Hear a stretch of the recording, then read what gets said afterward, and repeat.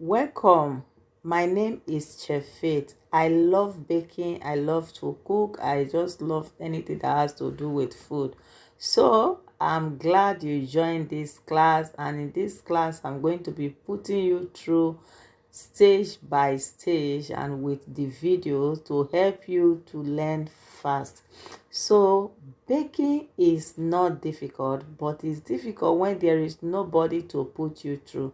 I learned in a very hard way, so I decided to say it's time for me to share my knowledge with people. So here I have my booklet. This is All Recipe Cooking School. I have a cooking school, and here I'm going to be taking you through the first stage. And in our first stage here, we have 10 golden rules of baking, and these rules, they are very important. You need to know what these rules are for, because this rule will help you and will improve your baking skill, because then you can know the rules that guide baking before jumping into baking. So here we are going to start with lesson 1, which say read the recipe. When you read the recipe, you understand better what the recipe says. So this particular topic number 1 is very important. Every recipe you have to read it. So number 2, we have weigh and measuring. When you learn how to weigh and you measure your ingredient, you see that baking is very easy and very fun, because you cannot jump into recipe when you don't know anything about the recipe. That is why it's very important for you to weigh your ingredients and measure them precisely. Precise weighing and measurement of ingredients in baking is vital. Stick to a recipe and don't cut corners, because if you know how to weigh your ingredients and measure them, you can actually tell somebody to bake for you or help you to do something when you are not around, and nobody is going to tell if you are the one that baked it or is somebody that made it. So when you weigh your things, it makes you a professional.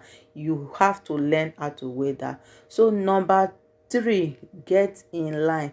Lay all your utensils, your ingredient out before you start baking, so that you can run a stick assemble line from the mixing bowl to the oven, and most importantly to your plate and the fork that you use.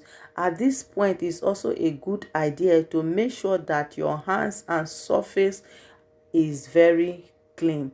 So you have to learn, don't put things that you don't need when you are baking. You don't need things like tomatoes inside top of your work table, because you don't need them. So number 4, go for gold. Use the best ingredient that you can afford. Quality ingredient will gently enhance the quality of the final product. So what this means is that whatever you put inside that your batter, whatever you put as the starting, that is going to reflect for your finishing product. So I'm not saying you should go and buy the most expensive thing, but buy things that are good. When you know that your flour is bad, don't use it. When you know that this baking powder is not active again, do not use it, because it's going to appear or the final product. You are going to see the result. So number 5, hot or cold. Oven are like human. Well, not exactly, but they do all have the same quiz and phobia, and they can either be hot or cold.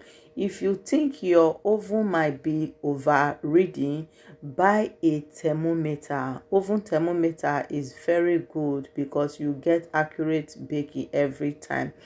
Also, remember to take extra care when you are working with hot things.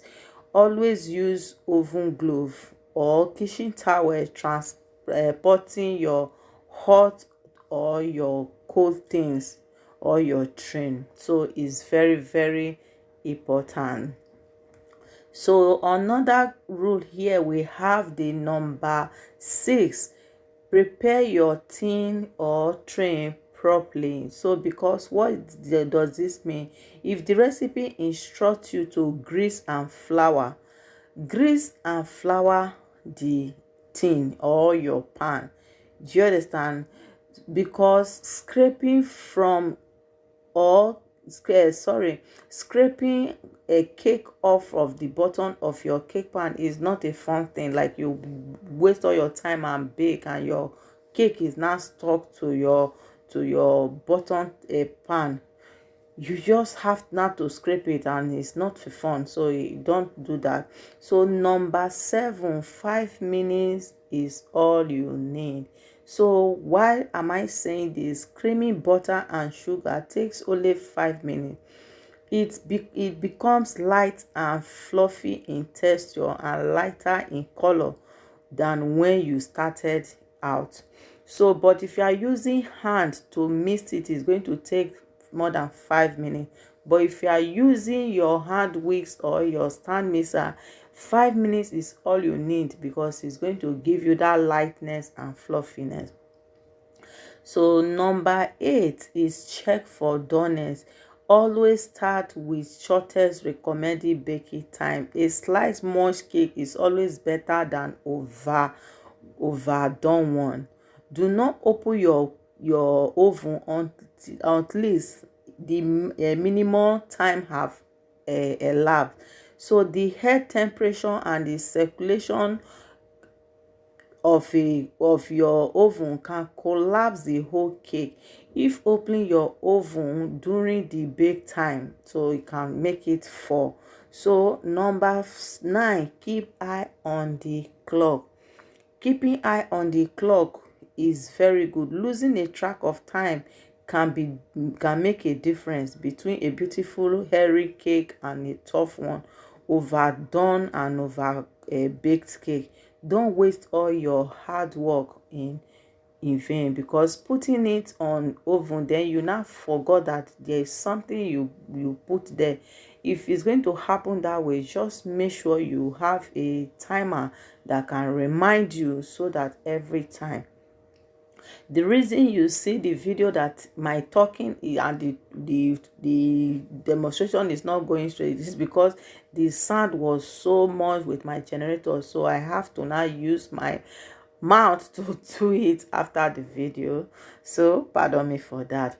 So number 10, we have to cool it. Do you understand? You have to cool your cake before you can put your buttercream on it. You have to cool it. You cannot put a buttercream on top of a hot cake. The buttercream is just going to melt off.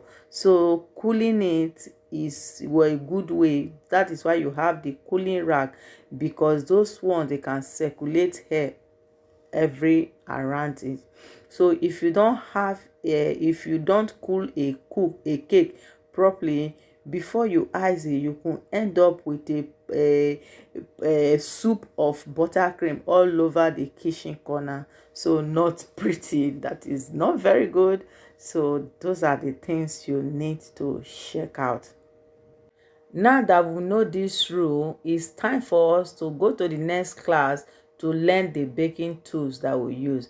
See you in the next class.